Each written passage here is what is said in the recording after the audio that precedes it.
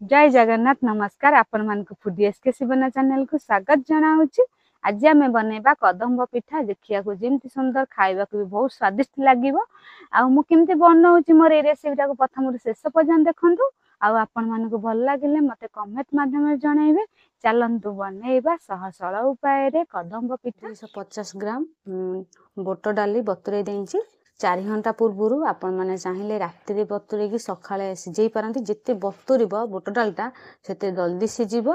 आमे चलतु सिझेई दबा गोटे डिक्ची रे। आमे कोन करिया बोट डाल जाक छाणी पके दम। बोट डाल आगु 3-4 धुआ धोई देइछि भल करी पके दबा। आपण माने चाहिए प्रेसर भी सिझेई पारंती। 2टा सीटी रे प्रेसर रे हेई जिवो। आमे कोन करिया डिक्ची रे चुली लगे की सिझेई दबा। पानी देई दबा अध कंसा उपरको बोट डालटा बुड़िया जाए मु पानी देई देली। आमे तादरे लूण पकेदबा अध चामच। लूणटा पकले जल्दी टे सिझिबा आ बोट डाल भितर लूणटा पशिजिवो। से अध चामच लूण पके देली। तादरे आमे कोन करबा गोटे प्लेट घोरै दबा आ 10 मिनिट पर्यंत रखी दबा। 10 मिनिट परे आमे प्लेट काढी देखिया 10 मिनिट परे सिझि जिवो। अधिया सिझेबानी अधिया समय काना बतु जाई कम समय सिझि जिवो। चलंतु आमे छाड़ दबा। अरुआ चाउल नहीं जाइए 500 ग्राम आपको 3 घंटा पूर्व बतुरे देली। अरुआ चाउल भी बतुरी गलानी। मुझको बासमती चाउल नहीं आपण मैंने चाहिए नॉर्मल भी चाउल नहीं पारती जेकोसी अरुआ चाउल। मुझको 3-4 धुआ भल कि धोई आनी। आमे कौन कर चलतु ग्राइंडर जार रे ग्राइंडर करदबा। आ गोटे कंसार 150 ग्राम चाउल बतुरी देइछि बासमती अरुआ चाउल। आमे आपको कौन कर गोटे प्लेट को आमे छाणी दबा। ठीक आपको मुझे 3 घंटा पूर्व बतुरे देली। आपको एमती सबुतक गोटे प्लेट को छाणी दबा। गोटे प्लेट को अरुआ चाउल जाक सब छाणी देली। तादे कौन करबा आमे अध चामच रु कम लूण टे पके दबा। तापरे चीनी सेंती अध चामच रु कम जेति लूण पकेले सेति चीनी आम पके दबा। पकेकी आमे कौन करबा भल कि हाथ सागर हो चामच सागर हो भल कि गोली दबा। एमती पूरा समान भाव से गोली हो गला। अल्प टिके पानी दे दबा। पानी देकरी आमे कौन करबा 2 घंटा पर्यंत आउ बतुरे दबा। आम सारे बोट डाली हवा पर्यंत बोट डाल सब रेसिपी सरिया पर्यंत ये बतुरी जाइथबा। आमे 2 घंटा पर्यंत आ जार नहीं गली। आमे से अरुआ चाउल बतुरे थिले ताको आमे ग्राइंडर जार नहीं जिबा। 500 ग्राम चाउल जेहेतु पड़ी ताले आमे अधे अधे करी आमे ग्राइंडर कर दबा। तादरे अल्प टिके पानी दे दबा। पानी टे न देले ग्राइंडर प्लेन हबनी सेति पई आमे अल्प टिके पानी दे दबा। बहला बहला करी ग्राइंडर करी आनबा। मो ग्राइंडर करी आनली देखंतो एमती आमे प्लेन करी ग्राइंडर करबा। आपको कोन करा गोटे पात्र को बाहर करी आनिबा। जते सब ग्राइंडर करथली आउ जा अछि आमे कर दबा। आउ थरे हबो मो अड़े से 250 ग्राम ना चावल पके ग्राइंडर करले। आउ 250 ग्राम अछि समरे 5 ग्राम चावल पड़थला। चलंतो आउ जो चावल अछि ताको सेमती ग्राइंडर कर आनिबा। एमती प्लेन करी 10 मिनिट हे गलानी। आमे देखिबा बोट डाली सिझी गलानी। आमे कौन करबा गोटे पात्र को काढ़ी आनिबा। सब जा बोट डाली जाक आमे एंती छाणी दबा। मतलब गोटे छणा साइज भी आपण माने काढ़ी पारंती काना पानी टिके रहिबो नहीं बोट डाली रे।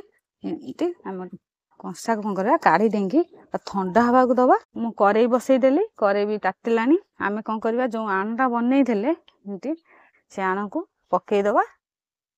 आमे एमती जंतीबा अल्प अल्प जाल देंगिरी। लूण पकेबा अध चामच स्वाद नहीं लूण पकेबा 2 चामच। चीनी एते पके आवश्यक नहीं आमे अल्प टिके पकेबा। टिके मीठा मीठा लागिले भल स्वादिष्ट लागिबो। एंती गोटे मोटा नुआ खरिकाटे नेबे एंती जंती हबो। करेईटा भी सेंती मोटा हेइथबो। एंती अल्प अल्प जाल दबा। ए जो मुंडाटा होची से मुंडा भी भांगी जिवो। ए पानीटा टे सुखीबा को दबा। एमती आमे एमती लगातार चलेइबा एमती लागी न जिवो करेई रे। देखंतु एमती भल करी चारि कजा छड़ेई दबा। आ जदी लागी जाउची समान भाबे जदी जंसी हनी आमे कोन करा पानी टिके अल्प अल्प चारि कजा एमती छिंची दबा। छिंची केंती अल्प पगरी एमती जंतीबा। जंतीले कोन हबो ना करेई रे किछि लागिबोनी सब छाड़ी जिवो। पानी टिके अल्प अल्प छिंचिले चारि कजा को छड़ेई दबा। देखंतु ये हेई गलानी। आमे गोटे थाली की काढ़ी दबा। थाली रे आमे घियो मार दबा। आपण मन चाहिले रिफाइन तेल भी मारी पारंती। आमे घियो मार दबा काइना जो जंतनटा आदे दिया जे सेते लागिबोनी। आमे करेई रु कोन करबा थाली की बाहर करी आनिबा। ए नुआ खरिकारू आमे एमती छड़ेई दबा जो लागिची। आकु कोन करिया टिके ठंडा हवा को दबा। टिके तातीची ना सेति पई टिके बनै हबने एबे टिके ठंडा हेले आकु चकड़ीबा। ग्राइंडर जार नै आइची आमे कोन करा जो बोट डाली की सिझेई थिले से शीतल ठंडा हेई गलानी। आमे कोन करा ग्राइंडर जार नै जिबा। ମୁଁ ନେଇଗଲି। ଆମେ କ'ଣ କରିବା ପାଣି ଦବା ନାହିଁ, ସେମିତି ଶୁଖିଲା ଶୁଖିଲା ଗ୍ରାଇଣ୍ଡର କରି ଆଣିବା। ମୁଁ ବୁଟ ଡାଲିକି ଗ୍ରାଇଣ୍ଡର କରି ଆଣିଲି। ସେଇଠି ଦେଖନ୍ତୁ ଏମିତି ଏତେ ପ୍ଲେନ୍ କରିବାନି, ଏମିତି ଦରଦର ଫଳା କରିବା। ଏମିତି ଦେଖନ୍ତୁ ଏମିତି ଆମେ କ'ଣ କରିବା ଗୋଟେ ପାତ୍ରକୁ କାଢ଼ିଦବା। କରେଇ ବସେଇଦେଲି। ଆମେ କ'ଣ କରିବା ଟିକେ ପାଣି ଦେଇଦେବା। ମୁଁ ଗୁଡ଼ ଜରିରେ ଆସିଥିଲା ନା, ଧୋଇ ଦେଇଛି ଏଇ କଂସାରେ ପାଣିଟା। ଏ ପାଣିଟା ଆମେ ଟିକେ ଦେଇଦେବା। ଗୁଡ଼ ନେଇଯାଇଛି ମୁଁ 200 ଗ୍ରାମ। ଆମେ 200 ଗ୍ରାମ ଗୁଡ଼ ପକେଇଦେବା। ଆପଣମାନେ ଯଦି ଅଧିକ ମିଠା ଖାଇବାକୁ ଚାହାନ୍ତି ତାହେଲେ ଆଉ ମିଠା ବି ପକେଇ ପାରନ୍ତି, ଆଉ ବି କମେଇ ବି ପାରନ୍ତି। ଆଉ ଚିନି ବି ଯଦି ପକେଇବା, ଚିନି ଯେଉଁମାନେ ଗୁଡ଼ ଖାଇବାକୁ ଭଲ ପାଆନ୍ତିନି ଚିନି ବି ପକେଇ ପାରନ୍ତି, କିନ୍ତୁ ଗୁଡ଼ରେ ବହୁତ ସ୍ୱାଦିଷ୍ଟ ଲାଗିବ। ଆମେ ଗୁଡ଼ ପକେଇବା ଏଇ ପାଣି ଟିକେ ଦେଇକି। ଗୁଡ଼ ଯାକ ସବୁ ଯେଉଁ ପାଣିରେ ପକେଇଥିଲି ଦେଖନ୍ତୁ ସବୁ ବତୁରି ଗଲାଣି। ଆମେ ତା ଦେହରେ କ'ଣ କରିବା, ଯେଉଁ ବୁଟ ତକ ଗ୍ରାଇଣ୍ଡର କରିଥିଲେ ଆମେ ଏଥିରେ ପକେଇବା। ପକେଇକିରି ଆମେ କ'ଣ କରିବା ଏମିତି ଭଲକିରି ବୁଟଟାକୁ କଷିଦବା। ଆମେ ତା ଦେହରେ କ'ଣ କରିବା, ଏମିତି ମରିଚ 10ଟା ଆଉ ଛୋଟ ଖଣ୍ଡେ ଅଦା, ଗୋଟେ ଗୁଜୁରାତି ମୁଁ କ'ଣ କରୁଛି ଏକାଠି ଛେଚି ଦେଇଛି। ଆମେ ଆ ଦେହରେ ପକେଇବା ପୁରରେ। ଯେହେତୁ ଲାଗି ଯାଇଛି ଆମେ ହାତରେ ଏମିତି କାଢି ଆଣିକି ପକେଇଦବା। ପକେଇଲେ ପୁରଟା ବାସ୍ନା ଛାଡ଼ିବ। ଆମେ ତାକୁ କ'ଣ କରିବା ଭଲକିରି ଜନ୍ତିବା ପୁରଟାକୁ ପୁରା ଖଡ଼ ଖଡ଼ କରିକିରି। ଏମିତି ଆମେ ଭଲକିରି ଜନ୍ତି ଦବା। ଆଉ ଯେତିକି ସବୁ ପାଣି ଅଂଶ ଯାକ ସବୁ ଯେମିତି ଶୁଖିଯିବ, ପୁରା ଖଡ଼ ଖଡ଼ ହବ। ସେମିତି ଅଳ୍ପ ଅଳ୍ପ ଜାଳ ଦେବା, ଟିକେ ଲଗେଇ ଦବାନି। ପୁରଟା ଖରଡ଼ି ହେଇଗଲାଣି ବୁଟଟା। ଆମେ କ'ଣ କରିବା ଗୋଟେ ପାତ୍ରକୁ କାଢ଼ି ଦେଇକି ଥଣ୍ଡା କରିବାକୁ ଦବା। ଥଣ୍ଡା ହେଇଗଲାଣି। ଆମେ କ'ଣ କରିବା ଗରମ ପାଣି ମୁଁ କାଢ଼ି ଦେଇଥିଲି, ଗରମ ପାଣି ହାତ ହେଇକି ଭଲକିରି ଚକଡ଼ି ଦବା। ଟିକେ ଉଷୁମ ଥିବ ଚକଡ଼ିବା, ଚକଡ଼ିଲା ଯୋଉ ମୁଣ୍ଡା ଅଂଶଟା ଭାଙ୍ଗିଯିବ। ଆମେ ଅଳ୍ପ ଅଳ୍ପ କରି ଚକଡ଼ିବା। ଏମିତି ପାଣି ହାତ ହଉଥିବା 2 ଭାଗ କରିକି ଏମିତି ଭଲକିରି ଚକଡ଼ି ଦେଲି। ଆଜି ଆମେ ବନେଇବା କଦମ୍ବ ପିଠା। ପୁରା ସହଜରେ ମୁଁ କେମିତି ବନଉଛି, ମୋର ଏଇ ରେସିପିଟାକୁ ପ୍ରଥମରୁ ଶେଷ ପର୍ଯ୍ୟନ୍ତ ଦେଖନ୍ତୁ। ଆଉ ଆଜି ବି ମନ ହେଲା ଗୋଟେ କଦମ୍ବ ପିଠା ବନେଇକି ଆପଣମାନଙ୍କୁ ଦେଖେଇବା ପାଇଁ। ମୋ ଦେହ ଭଲ ନାହିଁ, ସେଥିରେ ବି ମୁଁ ଆଜି ବନଉଛି। ଦେଖନ୍ତୁ କେମିତି ହବ। ମାକୁ ପୁରା ଚକଡ଼ି ସାରିଲାଣି। ଏଇଟା ଫେର ସେମିତି ଏ ଗୁଳାଟା ଆଉ ଟିକେ ଚକଡ଼ି ଦବା ଭଲକିରି, ପୁରା ନରମ କରି ଚକଡ଼ିବା ପାଣି ହାତ ମାରିକିରି। ଯଦି ଥଣ୍ଡା ହେଲେ ହବନି, ଟିକେ ଉଷୁମ ଥବ। ଆମେ କ'ଣ କରିବା ଚକଡ଼ିବା। ଚକଡ଼ା ହେଇଗଲା, ତାପରେ ବନେଇବା। ଆପଣମାନେ ରିଫାଇନ୍ ତେଲ କିମ୍ବା ଘିଅ ବି ନେଇପାରନ୍ତି। ଆମେ ତେଲ ହାତ ହେଇଯିବା। ତେଲ ହାତ ହେଲେ କ'ଣ ହବ ନା, ଲାଗିବନି। ସେଥିପାଇଁ ଗୋଟେ ଗୁଳା ନେଇଯିବା। ଗୁଳା ନେଇକି ଭଲକି ତାକୁ ଗୋଲ କରିଦବା। ଯେମିତି ଆମେ ପିଠା ବନାଉ ଆମେ ସେମିତି ବନେଇବା। ଏମିତି ଏମିତି ଖୋଳ କରିଦବା ପୁରା ସାଇଜ ଭାବରେ। ଉପର ମୋଟା ଥିଲେ ଚଳିବ, କିନ୍ତୁ ତଳଟା ଟିକେ ପତଳା ରହିବା ଦରକାର। ଏତେ ପତଳା ନୁହଁ, କାହିଁକିନା ଆ ଦେହରେ ପୁର ଦିଆହବ ନା, ଛଣା ହଉନି, ସେଥିପାଇଁ ଫାଟିଯିବ। ଆମେ ପୁରା ଭଲକିରି ସାଇଜ ଭାବରେ କରିଦବା। ହେଇଗଲା। ଆମେ କ'ଣ କରିବା, ଏଇ ଯେଉଁ ବୁଟ ଇଏ ହେଇଥିଲା ଏଇ ପୁରଟା ଆମେ ଦେଇଦବା। ଆ ଦେହରେ ଆମର ଯେତିକି ଆବଶ୍ୟକ ଲାଗିବ ଗୋଟେ ଖୋଳରେ ଆମେ ସେତିକି ପୁର ଦବା। ଟିକେ ପୁରିଲା ଦେଖିରେ ପୁର ଦବା ପୁରା। ହେଇଗଲା। ଆମେ କ'ଣ କରିବା, ତାକୁ ଚାରିଯାକ ଯାକ ପୁରା ଏମିତି ସମାନ ଭାବରେ ଏମିତି ପାଣିରେ ହାତ ଧୋଇ ପଡ଼ିବା। କାହିଁକିନା ପୁରଟା ଟିକେ ହଳଦିଆ ଅଛି ନା, ଏ ଚାରିଆଡ଼େ ଲାଗିଯିବ। ସେଥିପାଇଁ ପାଣି ହାତ ହେଇଯିବ ଟିକେ। ଏମିତି ହେଲା। ଏମିତି ଆପଣମାନେ ଚାରିଆଡ଼େ ସମାନ ଭାବରେ ଏମିତି ଗୋଲ କରିଦେବେ। ଏମିତି ହେଇଗଲା। ଏମିତି ସେମିତି ଆଉ ଗୋଟେ ବନେଇବା। ଶୁଭୁଅ ଆକୁ ସେମିତି ଗୋଲ କରିଦେଲି। ସେମିତି ଆମେ ଖୋଳ ବନେଇଦବା। ଯେମିତି ପ୍ରଥମଟା ବନେଇଲି ସେମିତି ମୁଁ ଦୁଇଟା ଆପଣମାନଙ୍କୁ କରିକି ଦେଖାଇ ଦେଉଛି। ଏମିତି ଆମେ ଭିତରଟା ଏମିତି ଏଠି ବହୁତ ଏମିତି ଖାଲ କରିଦେବା, ଏମିତି ବହୁତ କରି ଏଠି। ତାପରେ ପୁର ନେଇଯିବା। ପୁର ଟିକେ ବଧିଆକିରି ଦେବା।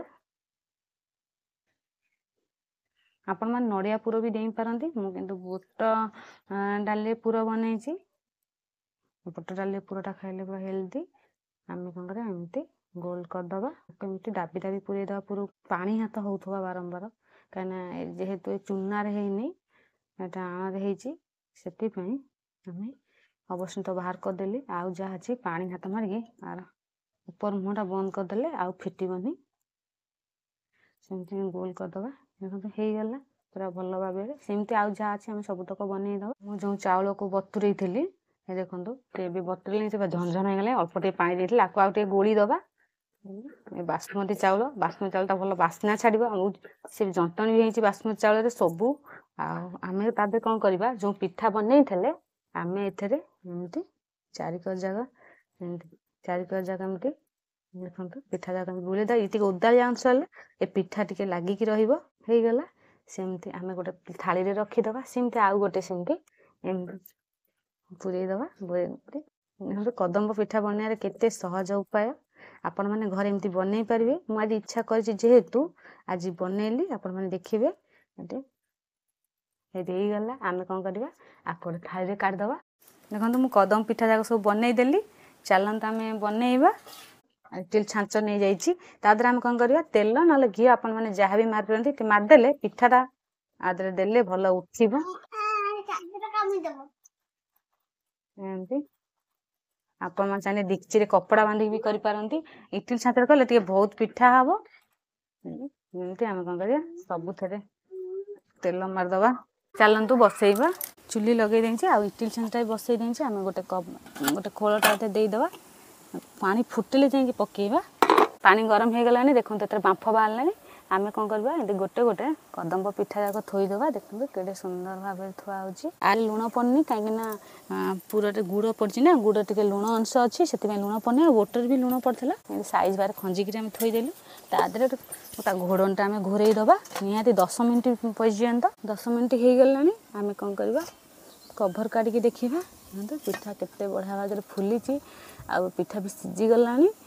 ଆମେ କ'ଣ କରିବା, ଆକୁ କାଢ଼ିଦେବା ତଳକୁ କାଢ଼ିଦେଲେ କ'ଣ ଥଣ୍ଡା ହେଇଗଲେ ଆମେ କାଢ଼ିବା। ଆଉ କ'ଣ କରିବା, ତଳକୁ ଗୋଟେ କପଡ଼ା ସାହାଯ୍ୟରେ ହୁସିଆରରେ ଆମେ କାଢ଼ିଦେବା। ମୁଁ ଇଟିଲି ଛାଞ୍ଚକୁ କ'ଣ କଲି, ତଳକୁ ଓହ୍ଲେଇ ଦେଲି। ଆମେ କ'ଣ କରିବା, ଟିକେ ଥଣ୍ଡା ହେବାକୁ ଦେବା। ଥଣ୍ଡା ହେଲେ ଆମେ ଗୋଟେ ଗୋଟେ କାଢ଼ିଦେବା। ଏବେ କାଢ଼ି ହେଇଯିବ, ପାଣି ହାତ ମାରିକି ବି କାଢ଼ିଦେଲେ କାଢ଼ି ହେଇଯିବ। ଟିକେ ଥଣ୍ଡା ହେଇଯାଉ।